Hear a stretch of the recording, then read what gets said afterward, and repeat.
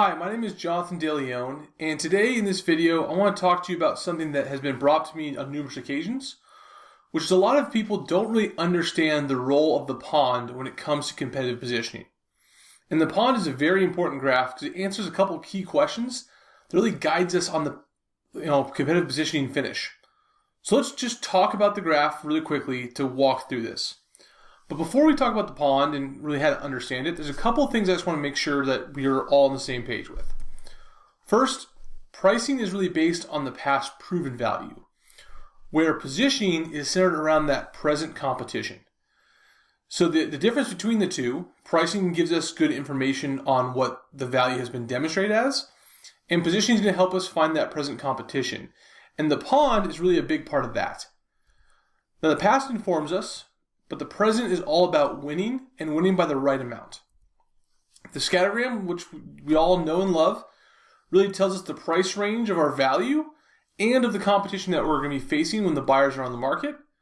The pond tells us the needed value and whether we're pricing versus our base price up or base price down.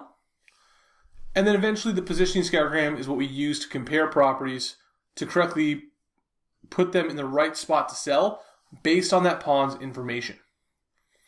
Now to get to the pond, obviously we're going to run through the same process we always do for pricing, which is really that competitive positioning process. I'm just going to jump through this a little bit to that pond section, but just touch quickly on that process. So to create this pond, we've taken the subject property, in this case, a home in the West Chase neighborhood. We've kind of looked at it on a map. We've gotten some good information. We got our scattergram.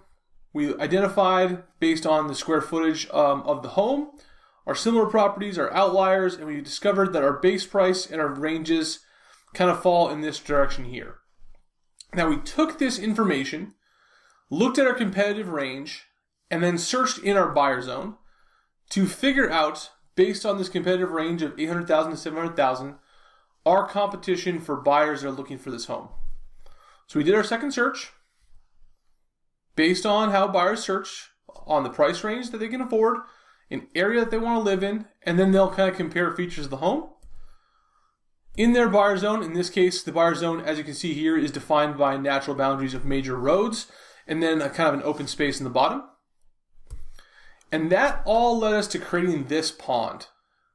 Now, the pond itself is a very good illustration of the real estate market. It's a great way to talk about real estate and kind of explain it to customers who don't really see it on a daily basis. But it really also informs us about a couple key factors when it comes to positioning.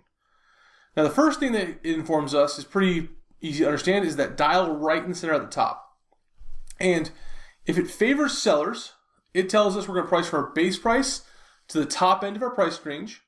If it favors buyers, we're going to go from our base price down to the lower end of that price range. So right there we can see on this graph, it goes from the base price to the higher end because it is favoring sellers. Now, when it comes to the real estate market, it kind of also shows in these layers the under contract, the on the market but not under contract, and those that are kind of likely not to sell because they've been sitting for too long and are on the market, most likely priced above their perceived value. Now, what I mean by perceived value, it's the value that your buyers that are out there in the market see it as worth compared to other options they have. And sometimes that option is just not buying a house right now, or it's other homes that they can buy.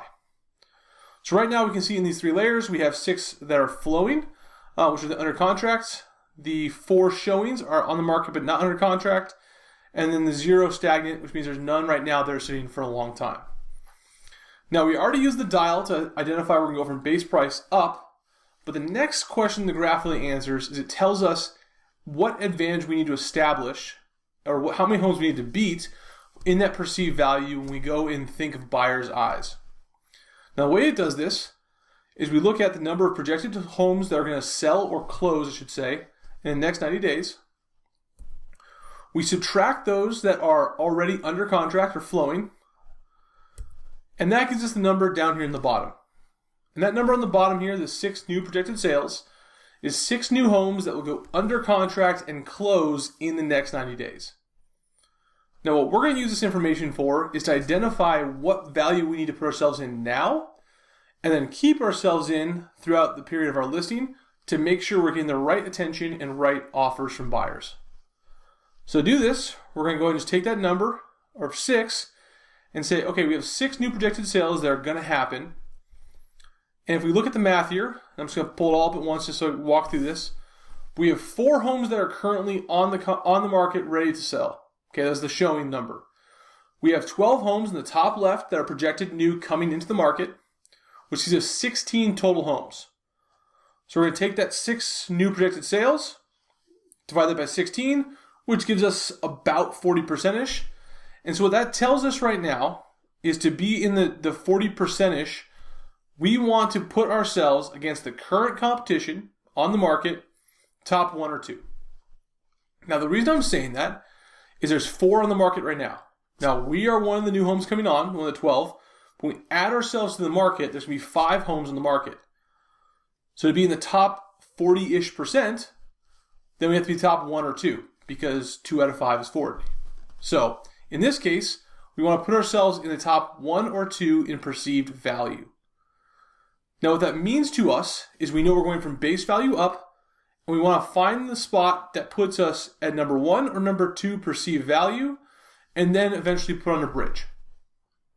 Just like that, we know exactly what we need to do on the next graph of the competitive positioning scattergram. In this example, we look at a positioning scattergram like this. We kind of look at the pattern of under contracts, which kind of gives us a general idea of where we're going to probably want to be anyways. We're going to look at the base value we established in that original scattergram before we do the second search and ask ourselves, okay, how many homes do we have a value over? Which everything in the top left quadrant we have advantage over, so that's 1, 2, and 3. So at 720,000-ish, which was our base value, would we easily be in that top 1 or 2? Absolutely.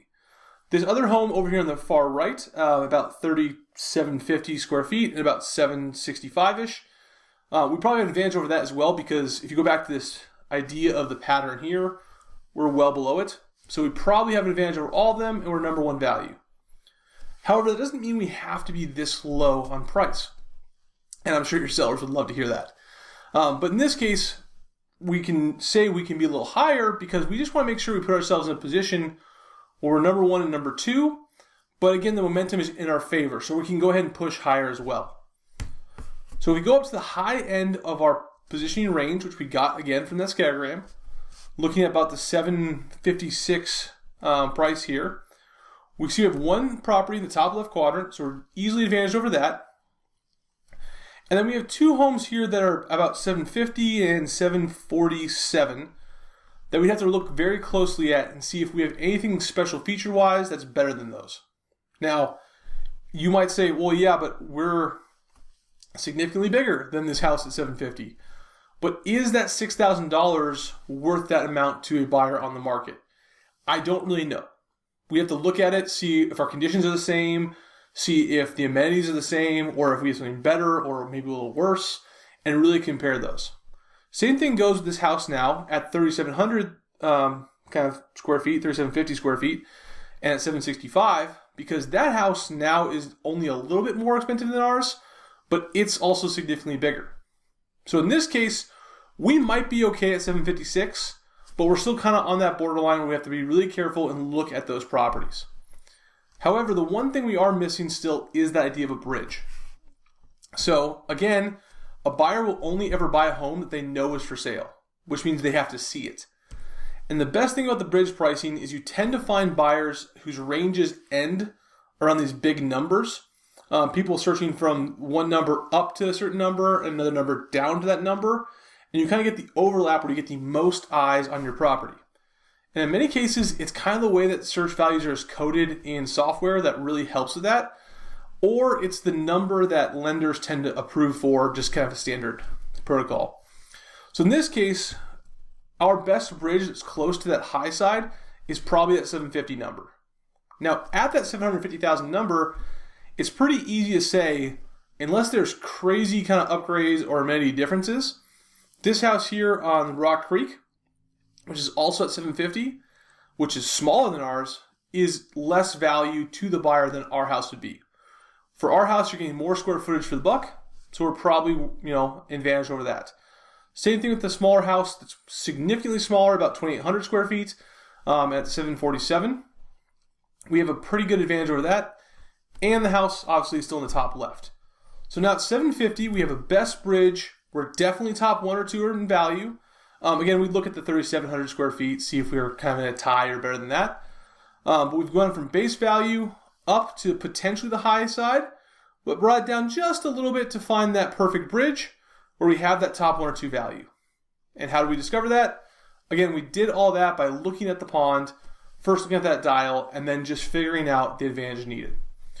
So to answer the question that many people have had, that's the real advantage and value of using the pond to guide us in our positioning quest. That way we put ourselves in the right place in the market, both by price and value advantage.